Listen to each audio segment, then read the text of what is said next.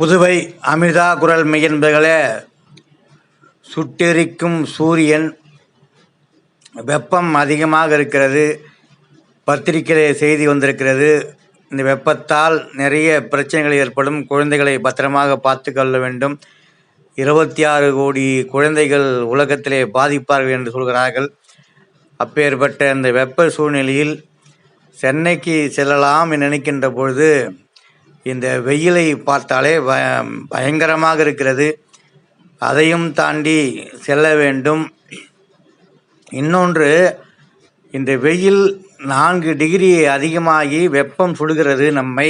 அதேபோல் அரசியல் பிரச்சாரங்கள் ஒரு பக்கம் நம்மளுக்கு காதிலே சூடாக செய்திகள் வந்து கொண்டிருக்கிறது.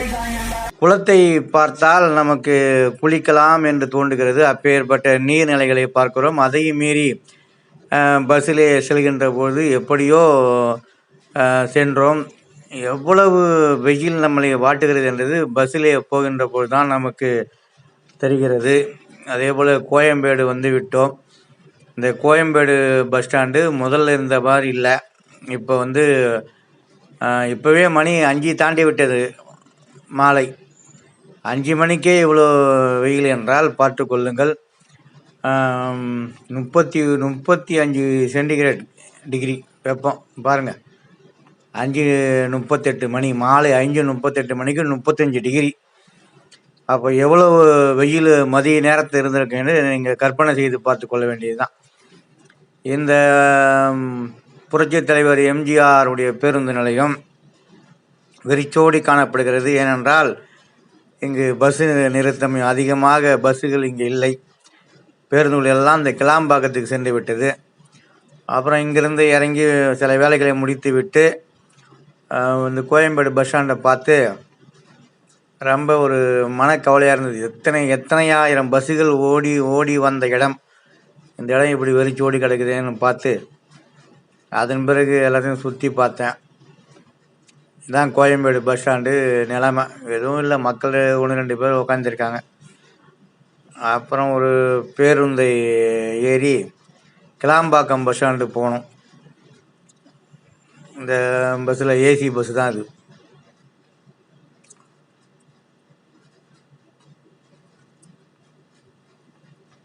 பஸ்ஸில் போகலையும் ரொம்ப வெயில் தான்.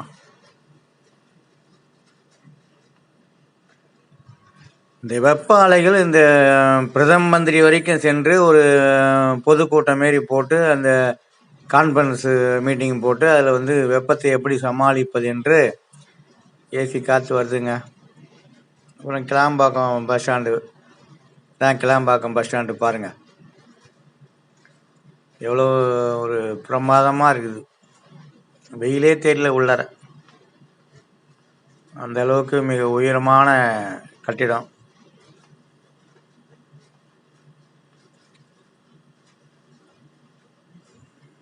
சில எல்லா இந்த தெற்கு நோக்கி வருகிற தென் தமிழகம் செல்கின்ற பஸ் எல்லாம் இங்கே தான் பெரும்பாலும் பஸ் வந்திருக்குது. கிளாம்பாக்கம், நம்ம வண்டலூர் அருகிலே உள்ள கிளாம்பாக்கத்தில் ஒரு பெரிய மாபெரும் ஒரு பேருந்து நிலையம். இது மிக அற்புதமான வசதிகளோடு இருக்கிறது. இன்னும் ஒரு வருடம் 2 வருடத்துக்குள்ளாக இது ஒரு பெரிய பேருந்து நிலையமாக மாறிவிடும். அழகழகான வண்ண ஓவியங்கள் எல்லாம் பார்த்து, தரையெல்லாம் பாருங்கள், கண்ணாடி போல் மின்னுது.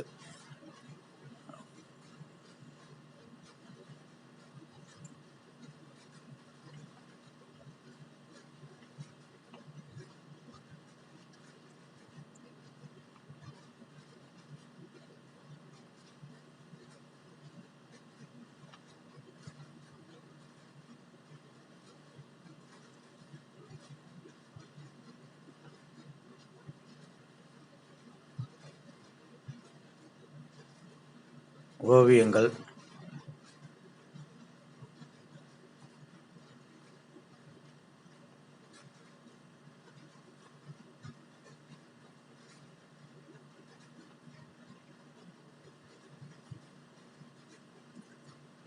சில வாரங்களுக்கு முன்னால் அங்கு சென்று எடுத்த காட்சிகள் இது.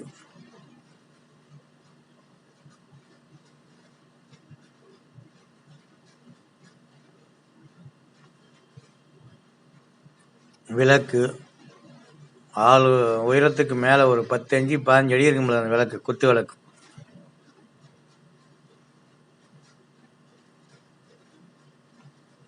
இதான் முகப்பிலை வைத்திருக்கிறார்கள் தமிழ் பாரம்பரிய முறைப்படி. விளக்கேற்றி நாம் துவக்கி வைப்பதை போல இந்த விளக்கேற்றி துவக்கி வைக்கப்பட்டிருக்கிறது இந்த பேருந்து நிலையத்தை. இந்த விளக்கை பார்த்தவுடன் இந்த கிளாம்பாக்கம் பேருந்து நிலையத்தில் விளக்கு இருக்கிறது. ஒரு படித்த பாடல் ஞாபகம் வருகிறது. பிடித்த பாடல், படித்த பாடல். இல்லக விளக்கது இருள் கெடுப்பது, சொல்லக விளக்கது உள்ளது, பல்லக விளக்கது பலரும் காண்பது, நல்லக விளக்கது நமச்சிவாய என்று சொல்வதைப் போல இந்த விளக்கு எப்படி நமக்கு வெளிச்சத்தை கொடுக்கிறதோ, விஞ்ஞானத்தில் பெரும் கண்டுபிடிப்புகளில் ஒன்று விளக்கு. அந்த காலத்தில் நெருப்பை கண்டுபிடித்து அதன் பிறகு விளக்கை கண்டுபிடித்தார்கள். அந்த அப்பேற்பட்ட சாதனம்தான் இது.